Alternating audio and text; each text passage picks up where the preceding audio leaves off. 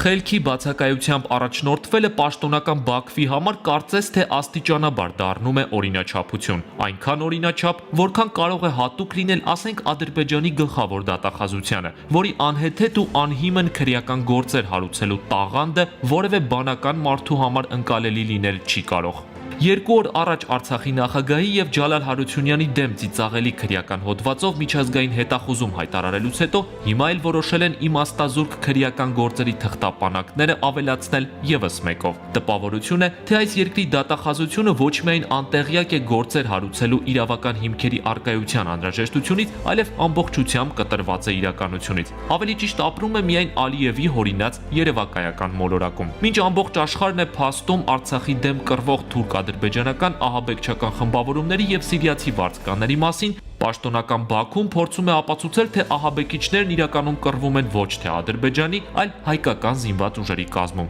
ներկայացնելով ուղղակի զավեշտական փաստեր։ Դրա փայլուն վկայությունը հերթական անհեթեթ քրեական գործն է, որը հարուցվել է ողջ մնալու արվեստը ոմահապավմամբ հայտնի հասարակական կազմակերպության նկատմամբ։ Այն Ադրբեջանի գլխավոր դատախազությունը իրավաբանությանն անհայտ հիմքերով որոշել է ներկայացնել որպես ահաբեկչական կազմակերպություն։ Մինչդեռ 2014 թվականին հետախույզ Վովա Վարդանովի եւ նրա վետերան ընկերների հիմնադրած ու ռազմահայրենասիրական մղումով գործող այս կառույցի նպատակն է փոխանցել այնպիսի հմտություններ եւ գիտելիքներ, որոնք կօգնեն գոյատևել ցանկացած իրավիճակում։ Այստեղ ուսուցանում են նաեւ ռազմական պատրաստություն եւ առաջին բուժօգնություն։ Դասընթացները համակարգող Անգին Խաչատրյանը իրենց նկատմամբ հարուցված քրեական գործը պարզապես ծիծաղելի է համարում։ Շատ ծիծաղելի է հնչում եւ շատ զավեշտալի, եւ թե որքան քրեական գործ կբացեն մեր դեմ կամ որքան մեզ կզրպարտեն, դա թողնում ենք իրենց ընտրությանը։ Այս կազմակերպության գործունեության նորեր առաջ անդրադարձավ նաև Զինուժ մեդիան, ներկայացնելով Սփյուռքից եկած այն կամավորներին, որոնք Ադրբեջանի աչքում դարձան ահաբեկիչներ։ Նրանք իբր ներգրավված են այս պատերազմում եւ դաժան հաշվեհարդար են տեսնում Ադրբեջանի խաղաղ բնակչության նկատմամբ։ Եվ պատմությունն այսքանով չի ավարտվում։ Պաշտոնական Բաքուն ոմային ահաբեկչական վտանգավոր կառույց է ներկայացնում, հիմնավորելով, թե այս կազմակերպությունը ներգրավում է նաև անչափահասների, որպես ապացույց էլ բերելով մի տեսանյութ, որտեղ կրկին գործի է դրված ադրբեջանական վառ երևակայությունը։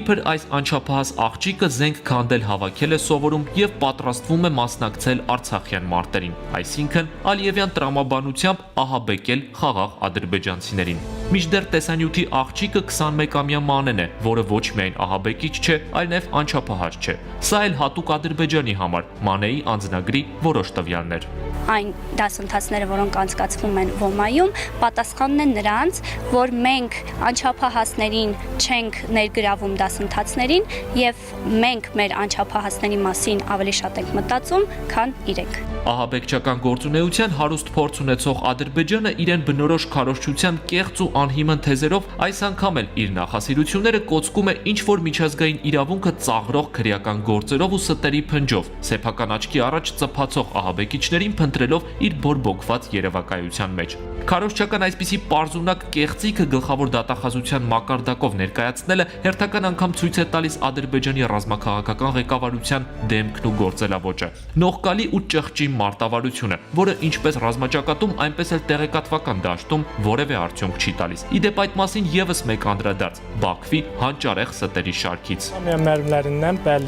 Այս լրագրողը ջանասիրաբար պատմում է այն մասին, որ Հայաստանը հերթական անգամ խախտել է միջազգային կոնվենցիաները եւ արգելված զենք է օգտագործում խաղաղ ադրբեջանցիների դեմ։ Ապացույցն էլ այս հրետանային արկն է, որն իբր պարունակում է սպիտակ ֆոսֆոր։ Չգիտես ինչու այսպիսի ռեպորտաժները շատ արագ պատրաստվում են, երբ հայկական կողմը իրական ապացույցներով միջազգային հանրությանն է ներկայացնում Ադրբեջանի կողմից քիմիական արգելված զինատեսակներ օգտագործելու փաստերը։ Նույնիսկ համեմատելն է ծիծաղելի, այնինչ իրապես արձանագրել է հայկական կողմը եւ այն բեմականացված ֆոսֆորային պայթյունը, որը լրագրողի խոսքից անմիջապես հետո հայտնվում է կադրում, ինչպես միշտ փնթի բեմադրությամբ ու թատերական մոտիվներով։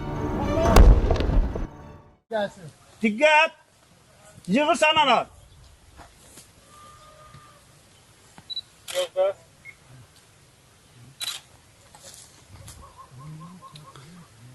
Abi. Partlayın. Çəkin. Bəli, Alman əməkdaşı Mədət Məmmədovun tapşırığına əsasən erməni hərbi birləşmələri tərəfindən Tərtər rayonuna atılan Հովհաննես Բարաշյան, Զինուշ